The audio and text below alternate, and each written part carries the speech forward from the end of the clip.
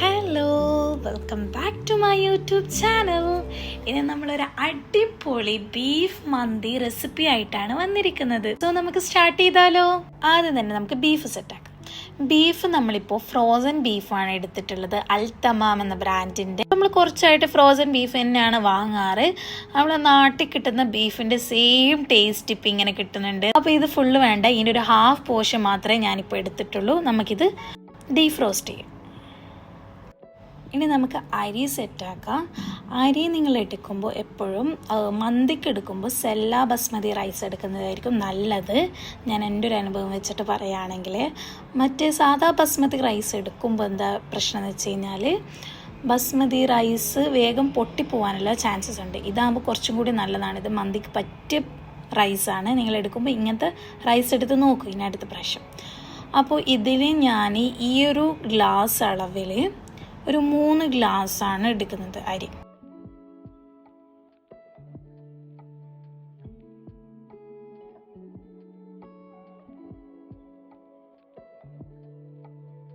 അപ്പോൾ ഈ അരിനെ നന്നായി കഴുകി ക്ലീൻ ചെയ്ത് സോക്ക് ചെയ്ത് വെക്കാം. നമ്മുടെ ബീഫ് ഡീഫ്രോസ്റ്റായി കഴുകി ക്ലീൻ ആക്കി വെച്ചിട്ടുണ്ട്. ഇതാ ഇങ്ങനെയാണ് ഞാൻ കട്ട് ചെയ്തിട്ടുള്ളത്. വലിയ വലിയ പീസായി കട്ട് ചെയ്യുന്നതായിരിക്കും ഏറ്റവും നല്ലത്. പക്ഷെ ഞാൻ അത്ര വലിയ പീസാക്കിയിട്ടില്ല. നമുക്കൊന്നും അത്ര വലിയ പീസിനോട് വലിയ താല്പര്യം ഇല്ലാത്തതുകൊണ്ട് മാത്രമാണ്. വെജിറ്റബിൾസായി ഞാനിവിടെ എടുത്തിരിക്കുന്നത് ഒരു വലിയ സവാളയാണ് ചെറുതായി കട്ട് ചെയ്തത്. പിന്നെ ജിഞ്ചർ ഗാർലിക് ബീഫ് മന്തി ഉണ്ടാക്കുമ്പോൾ ജിഞ്ചർ ഗാർലിക് ഇട്ട് നോക്ക്, നല്ല ടേസ്റ്റ് ഉണ്ട്. പിന്നെ ക്യാപ്സിക്കം എടുത്തിട്ടുണ്ട്. ക്യാപ്സിക്കം 2 ടൈപ്പ് ക്യാപ്സിക്കവും പകുതി എന്ന രീതിയിലാണ് എടുത്തത്, അതും ചെറുതായി കട്ട് ചെയ്തത്. പിന്നെ തക്കാളി ഒരു മീഡിയം സൈസിലെ ഫുൾ തക്കാളി എടുത്തിട്ടുണ്ട്. കുറച്ച് മല്ലിച്ചപ്പും നമുക്കിലിട്ട് കൊടുക്കാം. പൊടികളായിട്ട് മന്തി മസാലയാണ് മെയിനായിട്ട് ഇട്ട് കൊടുക്കേണ്ടത്. 3 ടേബിൾ സ്പൂൺ ഓഫ് മന്തി മസാല ഞാൻ ഇട്ടിട്ടുണ്ട്. ഇത് ഞാൻ ചെറിയ സ്പൂൺ ഇടുന്നത് കൊണ്ടാണ് കുറേ സ്പൂണായിട്ട് നിങ്ങൾക്ക് കാണുന്നത്. നിങ്ങൾ സാധാ ടേബിൾ സ്പൂൺ എടുക്കുമ്പോൾ 3 ടേബിൾ സ്പൂണ് ഫുൾ മന്തി മസാല ഇട്ടാൽ മതി. അതിനുശേഷം നമുക്ക് വേണ്ടുന്നത് ചിക്കൻ സ്റ്റോക്കാണ്. ക്യൂബ് ഉണ്ടെങ്കിൽ ക്യൂബ് ഇട്ടാൽ മതി. ഇപ്പം ഞാൻ പൗഡറാണ് എടുത്തത്, ചിക്കൻ സ്റ്റോക്കിൻ്റെ തന്നെ പൗഡർ. അപ്പോൾ അത് പൗഡറാണെങ്കിൽ 1 സ്പൂൺ പൗഡർ ഇടാം, ക്യൂബ് ആണെങ്കിൽ 1 ക്യൂബും ഇടാം. ഞാനിപ്പോൾ എൻ്റെ അളവിനാണ് പറയുന്നത്. നിങ്ങൾക്ക് ഇപ്പോൾ ക്വാണ്ടിറ്റി കൂട്ടണമെങ്കിൽ എല്ലാം ഡബിൾ ചെയ്താൽ മതി. ഓക്കെ. പിന്നെ ഉപ്പ് നമുക്ക് ആവശ്യത്തിന് നോക്കിയിടാം. പിന്നെ വേണ്ടുന്നത് ഗരം മസാലയാണ്. ഗരം മസാലയും ഞാൻ 1 ടേബിൾ സ്പൂൺ തന്നെയാണ്. പെപ്പർ പൗഡർ അതും 1 ടേബിൾ സ്പൂൺ. ഇനി ഇതിലേക്ക് ഓയിൽ ഒഴിക്കാം. ഞാൻ ഒലീവ് ഓയിലും സൺഫ്ലവർ ഓയിലും പകുതി എന്നുള്ള രീതിയിലാണ് ഒഴിച്ചത്. അപ്പോൾ നിങ്ങൾക്ക് ഒലീവ് ഓയിൽ ഇല്ലെങ്കിൽ സൺഫ്ലവർ ഓയിൽ മാത്രം ഒഴിക്കാം. ഇല്ലെങ്കിൽ സൺഫ്ലവർ ഓയിൽ ഇഷ്ടമല്ലെങ്കിൽ ഒലീവ് ഓയിൽ മാത്രം ഒഴിക്കാം. കോക്കനട്ട് ഓയിലൊന്നും ഒഴിക്കരുത്. ഇത് രണ്ടും ഏതെങ്കിലും ഒന്ന് നിങ്ങൾക്ക് ഒഴിക്കാം, അല്ലെങ്കിൽ 2 ഒഴിക്കണമെങ്കിൽ 2 ഒഴിക്കാം. കുറേ ഓയിൽ ഒഴിക്കണ്ട, കുറച്ച് ഒഴിച്ചാൽ മതി. ഇനി ഇത് നമുക്ക് നന്നായി മിക്സ് ചെയ്യാം. ഈ ബീഫും ഈ ഇട്ട വെജിറ്റബിൾസും പിന്നെ പൊടികളും പിന്നെ ഈ ഓയിലും എല്ലാം ബീഫിലെത്തുന്ന രീതിയിൽ നല്ലോണം കൈ കൊണ്ട് മിക്സ് ചെയ്തെടുക്കുക.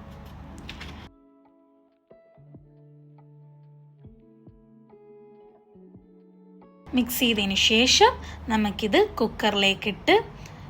കുക്കറിലിട്ടതിന് ശേഷം നമുക്ക് വെള്ളം ഒഴിക്കുന്നുണ്ടെങ്കിൽ ഒഴിക്കാം. നിങ്ങളെ ബീഫിനെ നിങ്ങൾ കുക്കർ എങ്ങനെയാണെന്ന് വെച്ചാൽ നിങ്ങൾ അതുപോലെ ചെയ്യുക. ഞാനിപ്പോൾ എന്തായാലും വെള്ളം ഒഴിച്ചിട്ടുണ്ട്.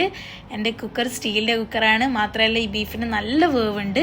സോ ഞാൻ കുറച്ച് വെള്ളം ഒഴിച്ചിട്ടുണ്ട്. ഞാൻ കുറച്ച് കൂടുതൽ തന്നെ വെള്ളം ഒഴിച്ചിട്ടുണ്ട്. നിങ്ങൾ എങ്ങനെയാണെന്ന് വെച്ചാൽ അത് നോക്കി ചെയ്യാം. വേവ് കുറവാണെങ്കിൽ പിന്നെ നിങ്ങൾ വിസിലിട്ടാൽ മാത്രം മതി, വേറെ പ്രശ്നമൊന്നുമില്ല. ഇനി നമുക്ക് റൈസ് പ്രിപ്പയർ ചെയ്തെടുക്കാം. റൈസ് ഉണ്ടാക്കുന്നത് ഞാൻ കറക്റ്റ് വെള്ളത്തിൽ നമ്മൾ നെയ്ച്ചോറൊക്കെ ഉണ്ടാക്കില്ല ആ സെയിം രീതിയിലാണ് ഉണ്ടാക്കുന്നത്. ഇങ്ങനെ ഉണ്ടാക്കുമ്പോഴാണ് എനിക്ക് കുറച്ചും കൂടി നല്ലതായിട്ടും ടേസ്റ്റി ആയിട്ടും തോന്നിയത്. ഞാൻ 2 ടൈപ്പ് ഓയിൽ ഒഴിച്ചിട്ടുണ്ട്. പിന്നെ ഇതിലേക്ക് ഉണക്ക നാരങ്ങ തന്നെയാണ് ഞാൻ ആദ്യം ഇട്ടത്. പിന്നെ കുറച്ച് കുരുമുളക് ഇട്ടിട്ടുണ്ട്, മുഴുവൻ കുരുമുളക്. പിന്നെ കുറച്ച് ജീരകം, അതിലത്തേക്ക് 2 പട്ട, ഇതൊക്കെ ഇട്ട് ഒന്ന് പൊട്ടി വന്നതിന് ശേഷം വെള്ളം ഒഴിച്ചു കൊടുത്തു. 1 കപ്പിന് 1.5 കപ്പ് എന്ന രീതിയിലാണ് വെള്ളം ഒഴിക്കേണ്ടത്. അപ്പം ഞാൻ 3 കപ്പ് എടുത്തിട്ടുണ്ട്. എനിക്ക് 4.5 കപ്പ് വെള്ളമാണ് ഒഴിക്കേണ്ടത്. പക്ഷെ ഞാൻ 1/2 കപ്പ് കുറച്ചിട്ടാണ് ഒഴിച്ചത്. കാരണം ഓൾറെഡി അരി സോക്ക് ചെയ്ത് വെച്ച അരിയാണ്. പിന്നെയെന്ന് വെച്ചാൽ ലാസ്റ്റ് നമ്മളൊന്ന് ദം ചെയ്യാനുണ്ട്. അപ്പോൾ ഈ ചോറ് ഫുള്ളായിട്ട് കുക്കാവേണ്ട ആവശ്യമില്ല, ഒരു 90% അങ്ങനെ കുക്കായാൽ മതി. അപ്പോൾ ആ ഒരു രീതിക്ക് വെള്ളം ഒഴിച്ചാൽ മതി. കൂടുതൽ വെള്ളം ഒഴിച്ചിട്ട് അത് വെന്ത് ഉടഞ്ഞ് അങ്ങനെ ആയി പോകണ്ട. അപ്പോൾ എൻ്റെ അതിന് ഞാൻ കറക്റ്റ് അളവാണ്. 3 ഗ്ലാസ്സിൽ ഞാൻ 4.5 പകരം 4 ഗ്ലാസ്സാണ് ഒഴിച്ചത്. 1/2 കപ്പ് കുറച്ച് ഒഴിച്ചാൽ മതി. അതിലേക്ക് ഉപ്പിടണം. നിങ്ങൾക്ക് എത്രയാണ് ആവശ്യത്തിന് ഉപ്പിടുക. പിന്നെ വെള്ളം തിളച്ച് വന്നു കഴിഞ്ഞാൽ അരി ഇട്ട് കൊടുക്കുക. നല്ലോണം തിളച്ചാൽ മാത്രം അരി ഇട്ട് കൊടുക്കുക.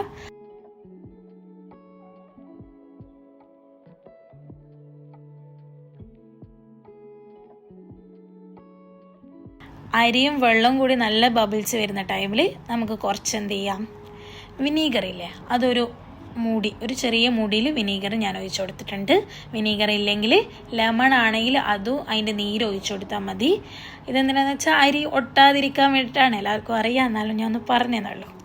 അത് ഒഴിക്കുന്നത് നല്ലതാണ്. ഈ രീതിയിൽ ഞാൻ റൈസ് വെക്കുന്നതുകൊണ്ടാണ് ഇത് ഒഴിക്കുന്നത്.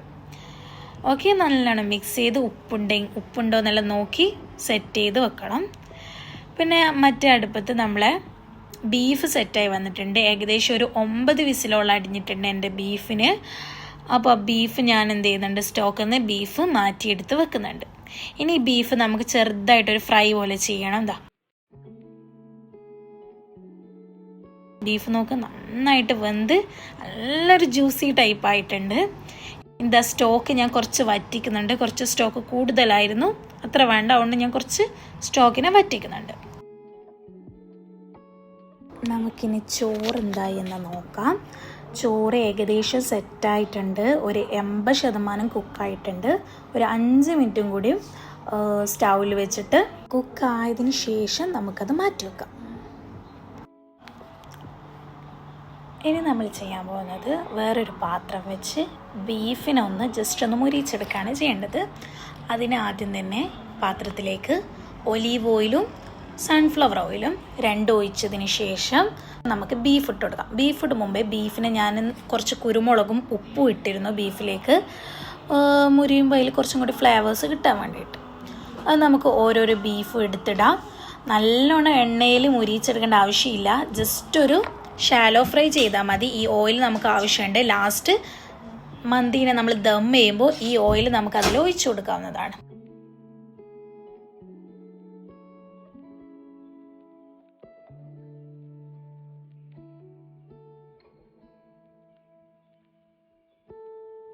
സോ ബീഫ് ഏകദേശം ഇതുപോലെ ആയാൽ മതി. ഇങ്ങനെ ഒരു പരിവായി കഴിഞ്ഞാൽ നമുക്കിത് ഓഫ് ചെയ്യാം. നമ്മുടെ മന്തിക്ക് എപ്പോഴും ജ്യൂസി ആയിട്ടുള്ള ബീഫ് ആയിരിക്കും നല്ലത്, ഡ്രൈ ബീഫിനേക്കാളും. ഇനി നമുക്ക് സെറ്റ് ചെയ്യേണ്ട ടൈമാണ്. ഒരു വലിയ പാത്രം വെച്ചിട്ടുണ്ട്. അതിൻ്റെ അടിയിൽ ഫസ്റ്റ് നമ്മൾ ഒഴിച്ചു കൊടുക്കുന്നത് ആ സ്റ്റോക്കാണ്. ആ ബീഫിൻ്റെ ആ സ്റ്റോക്കില്ലേ, നമ്മൾ കുക്കറിലുള്ള ആ സ്റ്റോക്ക് നന്നായിട്ട് തന്നെ താഴെ ലെയർ ചെയ്ത് കൊടുക്കാം. ഇതായി ചോറ് കാണുന്നില്ലേ, ഇത് നന്നായിട്ട് കിട്ടിയിട്ടില്ലേ, ഇതും നമുക്ക് എന്ത് ചെയ്യാം, ഇതിൻ്റെ മേലെ ഒരു ലെയർ പോലെ ചെയ്ത് കൊടുക്കാം.